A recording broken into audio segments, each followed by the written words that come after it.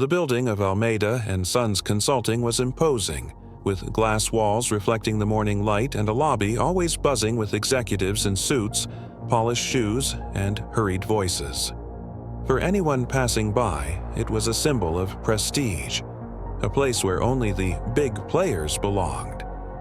But among the serious faces and firm footsteps, there was someone who walked quietly, almost invisible. Mrs. Lucia, the cleaning lady. At 52, she carried a bucket and a rag in her hands, and in her eyes, the strength of someone who had faced much more than dust or dirty windows. Coming from a poor childhood marked by loss and sacrifice, she knew firsthand the harshness of life. Yet, inside the company, all they ever saw in her was the cleaning lady. That morning, fate decided to expose the wound she carried in silence. As Lucia was cleaning the main meeting room, Enrique Almeida, the company's owner, suddenly walked in. Tall, with neatly combed gray hair and tailored suits, Enrique was known for his impatient temperament and arrogant way of treating subordinates. "Still cleaning this room, Lucia? Seems like you never finish anything properly," he said with disdain. She, used to swallowing humiliation, lowered her head and calmly replied, "I'm almost done, sir. Just one more minute and it'll be spotless." Enrique scoffed, rolling his eyes, and added loudly enough for other employees passing by in the hallway to hear, "That's why you'll never be anything more than a cleaning lady. You don't have the ability for anything greater." The comment echoed like a sentence. Discreet chuckles came from a few employees who witnessed the scene. Lucia felt her face burn, not from shame for the work she did, which she had always been proud of, but from being reduced to nothing in front of everyone. Inside, her heart pounded hard, torn between the urge to respond and the need to remain silent so she wouldn't lose the job that kept her household afloat. As Enrique walked away, still muttering words of contempt, Lucia raised her eyes to the huge glass wall that reflected the room. In that reflection, she saw not just a humiliated cleaning lady, but a woman who had already endured greater losses and survived. And within her, a silent flame began to grow. That phrase, "You don't have the ability," would not be forgotten. It would become the fuel for a transformation that no one, not even Enrique, could have predicted. That night, after a long day, Lucia was on her way home on a crowded bus. Her cleaning uniform, still carrying the strong smell of cleaning products, seemed to cling to her skin along with the memories of the humiliation she had suffered earlier. Her boss's look, the muffled laughter of her co-workers, the sharp words, "You don't have the ability," echoed in her mind like a hammer. The bus drove through dimly lit streets until it reached the modest neighborhood where Lucia lived. The houses were small, some unfinished, others with exposed bricks, but there was warmth there. Children played in the street, neighbors chatted on their porches. As she opened the worn iron gate, she was welcomed by the tight hug of her daughter, Camilla, 19. "Mom, you're late today. Do you want me to heat up the food?" Lucia smiled, tired, but trying to hide her sadness. Camilla was the greatest reason for her fight. Smart and full of dreams, the young woman was studying nursing at a public university, supported by her mother's hard work. Every penny earned cleaning was turned into books, transportation, and meals, so that her daughter could have the chance she herself never had. They sat at the table where a simple plate of rice, beans, and vegetables awaited. While they ate, Camilla noticed the distant look on her mother's face. "Did something happen at work?" she asked gently. Lucia hesitated.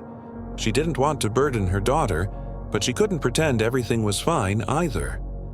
She took a deep breath and replied, "Your boss said some things. He said I'd never be capable of anything bigger, that I'm only good for scrubbing floors." Camilla frowned, outraged. "He has no right to talk to you like that. You've already done far more than he could ever imagine. If I'm here, studying, it's because you believed in me when no one else did." Those words warmed Lucia's heart, but the pain was still heavy. Lucia's past. That night, lying in her simple bed, Lucia let her memories take her away. She recalled her childhood in the countryside when she still helped her parents on the farm. Life had never been easy. She lost her mother early, and her strict, penniless father forced her to abandon school to work. At 14, she was already cleaning houses. At 20, she married a man who soon revealed himself to be violent and alcoholic. From that marriage came Camilla, her only daughter, and the reason she endured. After years of suffering, Lucia found the courage to leave him, raising her daughter alone. Since then, she had dedicated herself to cleaning jobs in offices and homes, always with one goal: to give her daughter a different future. Despite her struggles, Lucia never saw herself as a victim. She was resilient, even though the world insisted on treating her as invisible. Yet there was a wound in her heart, the fact that she had never had the chance to show her worth beyond cleaning. She had always been curious and intelligent, but opportunities had never come her way. Her boss, Henrique. On the other side of the story was Henrique Almeida, the boss who had humiliated her. The son of an influential businessman, he inherited his father's consulting firm and turned it into an empire. He firmly believed that poor people lacked ambition or ability. To him, cleaners, drivers, and clerks were just replaceable cogs in the machine. Henrique was not only arrogant, he was also a man who, unconsciously, reproduced the contempt he had received from his own father. He had grown up hearing he would never be good enough, and now, as the company's owner, he took out that frustration on those he saw as beneath him. Silent support. Beyond her daughter, Lucia had a friend at the company, Mrs. Marta, another older cleaning lady with whom she shared confidences during breaks. Marta always reminded her that dignity wasn't measured by one's job title, but by character. She was like a counselor, someone who saw in Lucia a light that she herself didn't notice. "My dear, don't let it bring you down. Arrogant people always think they control others' destinies, but the world turns," Marta would say with conviction. Those words, along with Camilla's support, were what kept Lucia standing, even when the weight of rejection threatened to crush her. The seed of change. That night, before falling asleep, Lucia stared at the ceiling and whispered to herself, "He can say I don't have the ability, but I'll prove him wrong." She didn't know how or when, but something inside her had shifted. Her boss's contempt would not be the end of her story. It would be the beginning of a transformation. The following days at Almeida & Sons Consulting seemed the same as always to most employees, but for Lucia, every step inside that building carried a new meaning. Henrique's words, "You don't have the ability," still echoed in her mind, but instead of destroying her, they worked as a constant reminder that she needed to change something. On the surface, nothing in her routine had changed.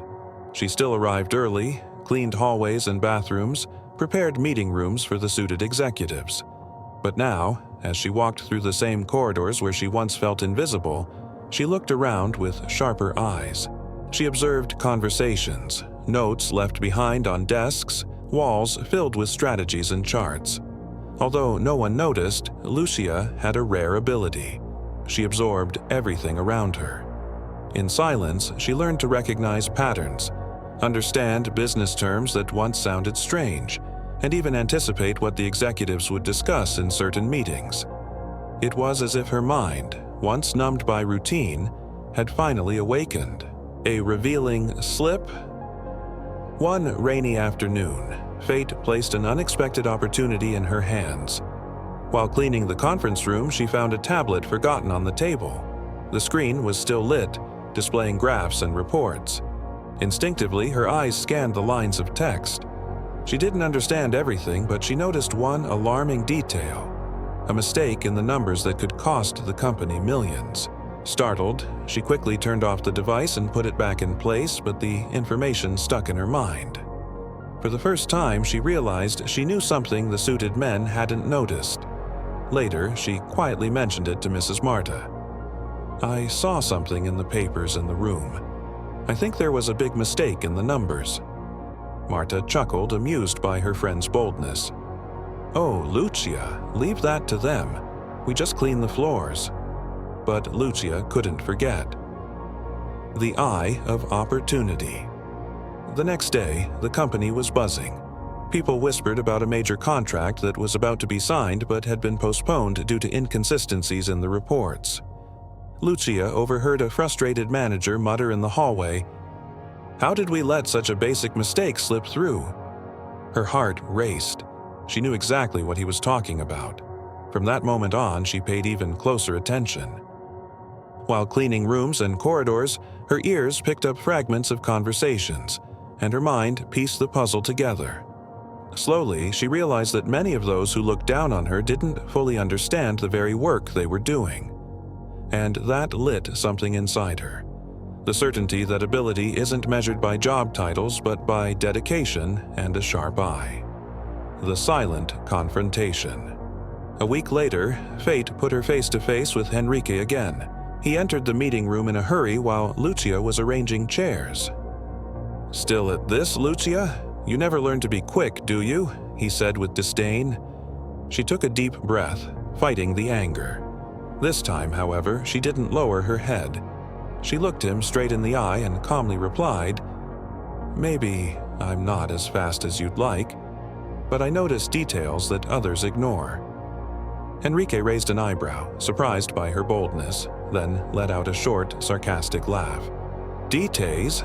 You have no idea what you're talking about. Get back to what you know." He walked out of the room without giving her a second thought, but Lucia remained steady, feeling she had taken an important step. She would no longer allow herself to be treated as invisible. Her daughter's support. At home, she told Camilla about the mistake she had noticed in the reports. Her daughter, surprised, encouraged her. "Mom, you have an incredible eye. If you manage to spot something they didn't, just imagine what else you're capable of. Maybe it's time you start believing in yourself." Those words strengthened the seed that was already growing inside her. The path begins to take shape. At the company, new crises kept arising. Poorly made reports, delayed projects, tense meetings. Henrique blamed the managers, but Lucia, in silence, understood more and more about what was really happening behind the scenes. She didn't know how, but she sensed that soon she would have the chance to prove she was not just a cleaning lady. It would be her opportunity to turn the tables. And when that moment came, the words, "You don't have the ability," would lose all their weight. After so many humiliations, something in Lucia had changed. She was no longer just a cleaning lady wounded by her boss's contempt. Now, inside her, there was a silent determination that grew stronger with each passing day. The mistake she had spotted in the company's reports had opened her eyes to an uncomfortable truth. Many of the men in suits weren't nearly as competent as they seemed to be. And if they weren't, why couldn't she be? The first step: learning in silence. Every night after work, Lucia came home exhausted. But instead of lying down right away, she would sit at the table with a simple notebook and start researching on her daughter's phone. Camilla, who studied business administration, showed her a few videos and basic materials on finance, reports, and data analysis.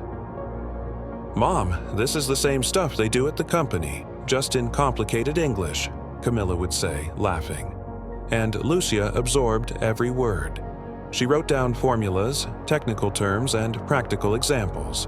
Little by little, she began to understand the reports she glimpsed at work more clearly. It wasn't formal education, but it was enough to open up a new world before her eyes.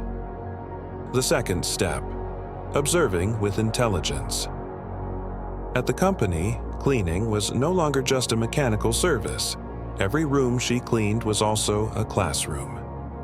Lucia studied the boards full of numbers, the scribbles left on notes scattered across desks, the hurried comments exchanged in the hallways. Disguised by her simple uniform and cleaning bucket, no one imagined that she was memorizing important details. Her eye, once trained to notice the tiniest flaws in cleaning, was now tuned to the world of business. The third step: testing her skills. One day, while collecting discarded papers from a bin near the meeting room, She found drafts of financial projections. At home, she analyzed them in her own way and noticed glaring inconsistencies. She showed them to Camilla, who was stunned. "Mom, you figured this out without ever taking a formal class? See, I always said you're far too smart to be limited to a mop and bucket." These little discoveries felt like secret victories, invisible bricks in the construction of a new Lucia. The fourth step: building confidence. At the company, even though she was still the target of disdainful looks, Lucia no longer lowered her head so easily. She looked people in the eye, stood tall, and now and then let slip an observation so precise it left the men in suits unsettled. One morning, while two analysts argued over a confusing report, she casually remarked, "I think you're adding the percentages wrong. That's never going to total 100%. They stared at her in disbelief. One quickly checked, and indeed, she was right. "How did you know that?" one asked, surprised. Lucia simply smiled and replied, "Let's just say I have a knack for noticing what doesn't fit." She left the room with her bucket, leaving behind two men unsure whether to laugh or feel ashamed. The final step: preparing the proof. Over time, Lucia realized she needed something more concrete, something that would prove once and for all that she was not as incapable as Henrique claimed. She saved a few discarded papers with glaring mistakes and, with her daughter's help, created a simple but sharp report. Camilla typed on the computer as her mother dictated firmly, "Here, they forgot to account for indirect costs. And here, this total doesn't match the final result. Highlight that in red." When they finished, they had in their hands a document concise, direct, and impossible to ignore. It wasn't meant to be used yet. Lucia knew she had to wait for the right moment. The day her boss tried to humiliate her again would be the day he would finally face the capability he so despised. It was a morning like so many others at the company. The lobby was filled with hurried voices, the echo of heels on the marble floor, and the constant sense that everyone had something more important to do than notice the cleaning lady walking by with her bucket and rag. But that day, Lucia was not just an invisible maid. She carried under her arm a simple folder containing the fruit of weeks of observation, study, and determination, the report that would prove her worth. Henrique Almeida, the boss, had called an emergency meeting. The company was facing inconsistencies in its numbers, and the shareholders were worried. The atmosphere was heavy, and every employee sat around the oval table in the boardroom as if they were about to face trial. Lucia, tasked with cleaning the room before the meeting, entered discreetly. But instead of leaving once she was done, she stayed, pretending to adjust a few details, waiting. The beginning of the humiliation. Henrico, dressed in his impeccable suit and wearing his usual arrogant expression, began the meeting with a firm voice. "Gentlemen, we are here to fix the problems caused by incompetence. The error in our reports has stained our reputation, and I will not tolerate failures in a company of Almeida and Sons' stature." As he walked around the room, pointing at charts on the screen, his gaze landed on Lucia. He smirked, full of disdain. "In fact, take a look at this. Even the cleaning lady probably understands percentages better than some of you here." The room chuckled quietly. Lucia's cheeks flushed, but this time she did not bow her head. She stood firm, gripping the folder tightly. Henrique went on, inflated by his own ego. "Isn't that right, Lucia? You don't understand any of this, do you? You're just a maid. Prove me wrong." He laughed loudly, confident she would shrink away as always. The silence before the storm. But to everyone's surprise, Lucia took a deep breath, stepped forward, and placed the folder on the glass table. The sharp sound echoed through the room, silencing the laughter. "You're right about one thing, Mr. Henrique. I am a cleaning lady. But you're wrong about another. I understand this very well." The room froze. No one dared to interrupt. She opened the folder and began handing out copies of the report she had prepared with her daughter. the irrefutable proof. Here are the mistakes nobody noticed. In this calculation, indirect costs are missing. In this projection, the percentages go over 100%. And here, she pointed firmly at the chart. The final result is inflated by at least 15%. These numbers aren't just errors. They are serious flaws that compromise the company's credibility. The directors looked at the papers, stunned. Some began nodding in agreement. Others whispered to each other. Henrique tried to intervene, red with anger. "You don't know what you're talking about. You have no training, no diploma. Who do you think you are to come here and challenge me?" But before he could go on, one of the senior directors stood up and said, "Excuse me, Mr. Henrique, but she's absolutely right. I reviewed these calculations days ago and noticed something strange, but I didn't have time to organize it." She laid it out clearly. A murmur spread across the room. The fall of arrogance. Henrique tried to keep his composure, but his face betrayed his despair. He had underestimated Lucia for years, humiliating her in front of everyone. And now the very same woman had exposed him with undeniable proof. "This is impossible," he muttered, embarrassed. Lucia then met his eyes for the first time, unafraid. "The only impossible thing, Mr. Henrique, is believing that just because someone wears a cleaning uniform, they can't have intelligence. You called me incapable, but today you proved who really can't see past their own arrogance." The words struck like a final blow. The respect earned. The directors, once indifferent to Lucia's presence, now looked at her with admiration. Some smiled discreetly, others nodded in respect. For the first time, she was not invisible in that room.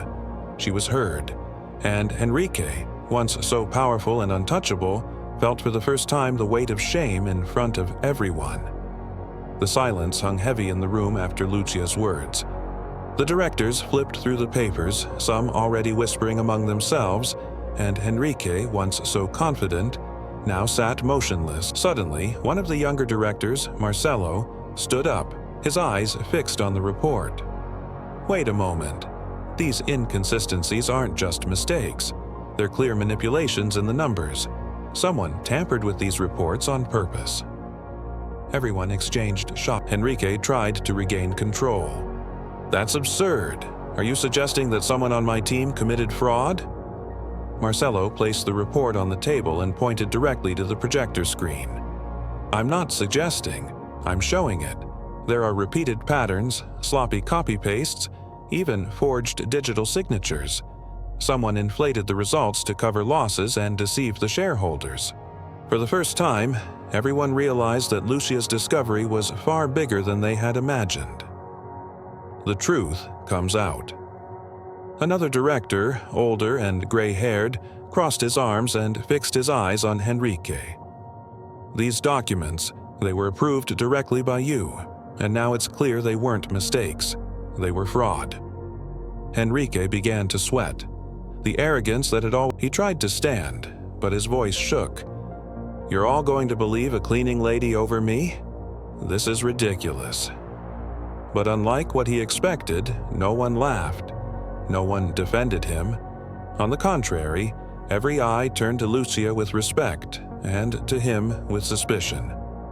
Lucia stood tall, as if she had been waiting for this moment all her life. "It's not me saying it. It's the numbers. They don't lie. And now everyone can see the fall." The directors began discussing among themselves, and soon it was clear Henrique couldn't escape. His leadership was broken, his image destroyed. Within hours, an assembly would be called to decide his immediate removal. Henrique, trembling, lowered his head. For the first time, the man who had humiliated everyone around him tasted the bitter feeling of public defeat. The twist. And then came the final revelation. Marcelo looked at Lucia, almost. "Lucia, I don't understand. How did you manage to do all this on your own? Identify patterns, prepare such complete reports, uncover evidence that even we, with all our resources, didn't find?" Lucia took a deep breath, a humble smile on her face. "I didn't do it alone. I have a daughter who graduated in business administration. Every night after cleaning offices and houses, I studied with her. I learned because I believed that even without a diploma, together we reviewed every line, every number. She taught me, and I never stopped learning." The room fell silent again, this time in genuine respect. What once seemed like a personal act of defiance now became something much greater, proof that dedication and willpower can overcome any barrier. The consequences. That very day, Enrique was provisionally removed from his position. An internal investigation would be launched, and shareholders were all. Meanwhile, Lucia was officially invited to join the audit committee as a special consultant. A symbolic role, yes, but filled with meaning. She was no longer invisible. And as she left the room with her simple folder under her arm, employees who once mocked her now looked at her with respect. Enrique, however, watched from a distance, defeated, and the very phrase he had once thrown at her with cruelty, "You're not capable," now weighed on him like a sentence of his own. The company building felt different that following morning. The once cold corridors filled with whispers now carried a sense. Employees who had barely noticed Lucia before now greeted her with timid smiles, some even offering subtle apologies for the way they had treated her in the past. Lucia, however, kept her usual posture. She wasn't seeking glory or titles. She had only fought for the truth. Yet, deep inside, there was something new in her gaze. She was no longer the invisible one. Now, every step she took carried the dignity of someone who had proven that true worth is not measured by the uniform one wears, but by the character one carries. Enrique, on the other hand, was in freefall. The newspapers were already speaking of fraud and corruption. Shareholders were planning his replacement, and within the company, his authority had vanished like smoke. The phrase he had once uttered with contempt, "You're not capable," now echoed as bitter irony, for the one truly incapable of leading was himself. By late afternoon, as the sun painted the building's glass windows in shades of gold, Lucia was called once more to the meeting room. The board of directors officially announced that she would be recognized as an honorary employee of the company, a symbolic title representing the courage and example she had given to all. More than that, they granted a full scholarship to her daughter, in honor of the effort the two had shared together. Lucia was moved to tears, but these were not tears of pain. Before leaving the room, she turned to the directors and spoke just one sentence. "Never underestimate someone because of the job they do.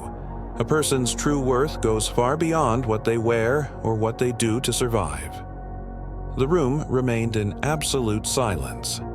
Each of them knew they had just witnessed a moment that would be final reflection. And so, the woman once called incapable showed the world that the power of determination can bring down even the strongest of structures.